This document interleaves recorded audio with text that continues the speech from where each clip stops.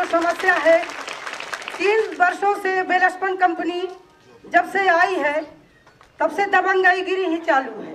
किसानों से किसी प्रकार का उनका कोई वो नहीं है। किसान ना तो अपनी जमीन देने को पहले से तैयार था, लगातार संघर्ष करते हुए ये यहाँ तक पहुँचा है जान देने के लिए। जब भी हम लोग कुछ आंदोलन करते हैं हमारे साथ वो जबरदस्ती की जाती है, ना हम लोग कलेक्टर साहब से मिल सकते हैं, ना हम लोग ज्ञापन देने जा सकते हैं। अभी फिलहाल में जो मुख्यमंत्री जी का कार्यक्रम था वहाँ पर किसानों ने एक ऐसा आंदोलन बनाया कि हम लोगों की जमीन में जबरदस्ती अधिग्रहण करके जो गड्ढे बनाए गए हैं, कई ऐसे किसान हैं जो बाढ़ सागर से भी पीड़ित हैं और कई ऐसे किसान हैं जो बिल्कुल भूमिहीन हो रहे हैं। देखिए, सरकारों के मुंह में खून लग गया है। शहरों के पास की जमीन बहाने से एक्वायर करते हैं और बिल्डरों को दे देते हैं। जहां पर बांध बंधना चाहिए, जहां पर पावर प्रोजेक्ट लगना चाहिए, वहां नहीं लगता, लेकिन वहां लगाते हैं जहां पर कि ज़मीन भी उपजाऊ हो, सड़क के नज़दीक हो। लोगों की ज़िंदगी कैसे खराब की जाए, लोगों का जीना कैसे मुहाल किया जाए, परेशान किया जाए, ये सरकारों का सारे देश में हाल है। यही हाल केंद्र सरकार का है और यही हाल राज्य सरकारों का है। आप यहाँ जिस तकलीफ से गुजर रहे हैं, जिस परेशानी से गुजर रहे हैं और जीवन जीने के जो लाले आपके सामने परेशानियां पैदा होने जा रही हैं, जिनके लिए आपने कहा अभी सुनील जी ने कि आप और आपने अन्ना को लिख के दिया भी है कि हम अपनी जान देने को तैयार हैं। और मध्य प्रदेश को लेकर के तो हमने एक रिपोर्ट और छापी है कि यहाँ पर एक मंत्री है जिस मंत्री की रुचि है कि ज़्यादा से ज़्यादा ज़िले नक्सलवादी घोषित हो जाएं, क्योंकि जहाँ नक्सलवादी एरिया घोषित होता है वहाँ सरकार अथाह पैसा देती है। और हमने देखा है चाहे छत्तीसगढ़ हो, मध्य प्रदेश हो, झारखंड हो, नक्सलवाद से निपटने के नाम पर जितना पैसा आता है वो न विकास में खर्च होता है, न लोगों के जीवन को खुशहाल बनाने में खर्च होता है।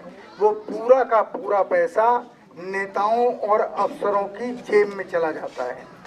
इसलिए मध्य प्रदेश सरकार की ये चाल है। और शायद अभी मैं पढ़ रहा था कि इस इलाके को भी नक्सलवादी घोषित करने का कुछ रिपोर्ट छपवाई जा रही हैं, कुछ बातें की जा रही हैं, अफसर रिपोर्ट भेज रहे हैं अपनी। मैं अफसरों को एक बात बता दूं, एक सीमा से ज़्यादा लोगों को दबाना आपके लिए बहुत परेशानी का कारण बन जाएगा।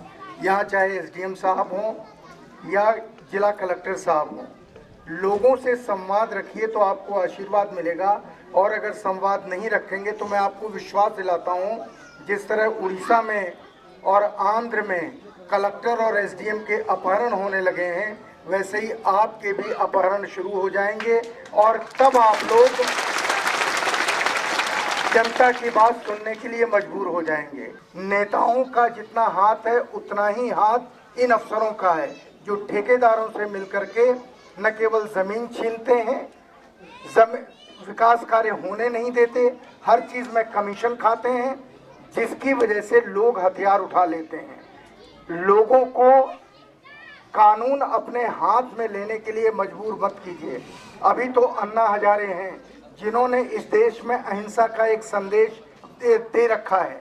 अन्ना का कहना है कि शांतिपूर्ण आंदोलन ही जीत हासिल कर सकता है, क्योंकि शांतिपूर्ण आंदोलन में जनता शामिल होती है, लोग शामिल होते हैं, जैसे आप लोग हैं। हिंसक आंदोलन में जनता नहीं शामिल होती।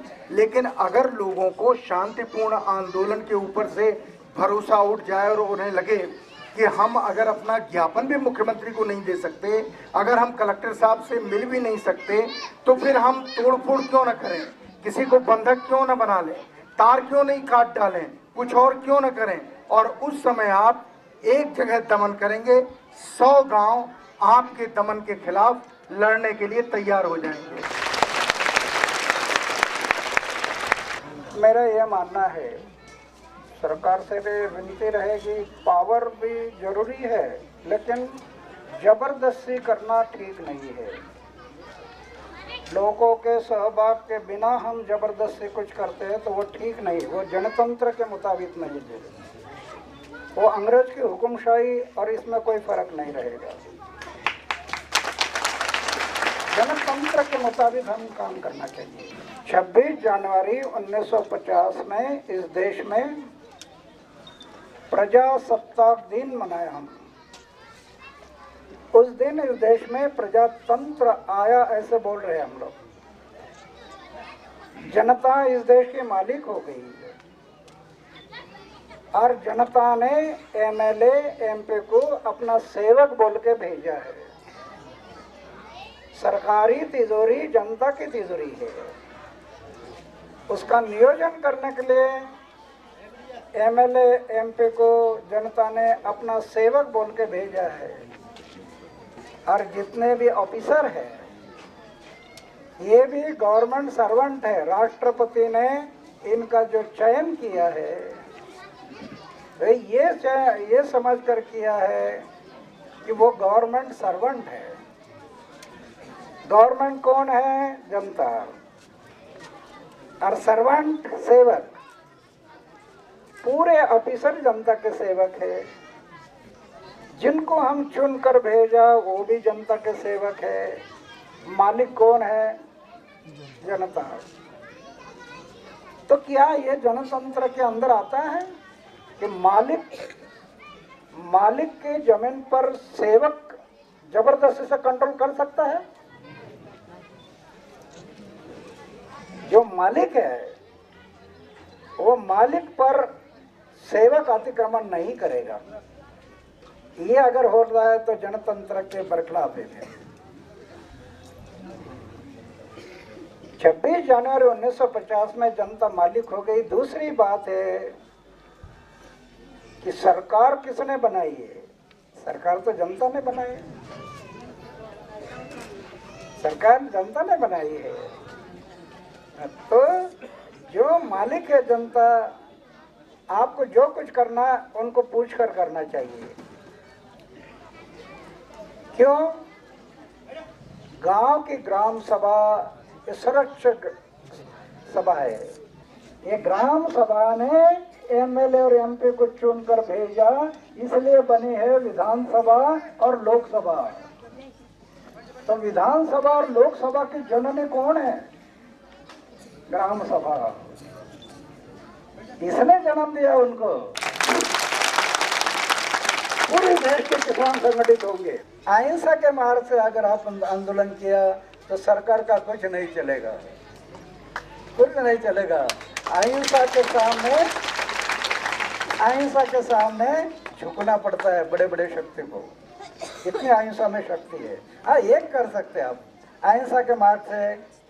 पूरे महिला पुरुष बच्चे चलो जेल में, ये कर सकते हैं अहिंसा के मार्ग से। जेल सवेरे नाश्ता और 2 टाइम का खाना उधर भी मिलता है जेल में। और समाज के भलाई के लिए, देश के भलाई के लिए, गांव के भलाई के लिए जेल में जाना ये अपना अलंकार होता है। हाँ, खून किया, मारामारी की, चोरी की और जेल में गया तो दोष है। ये मेरी कोशिश है।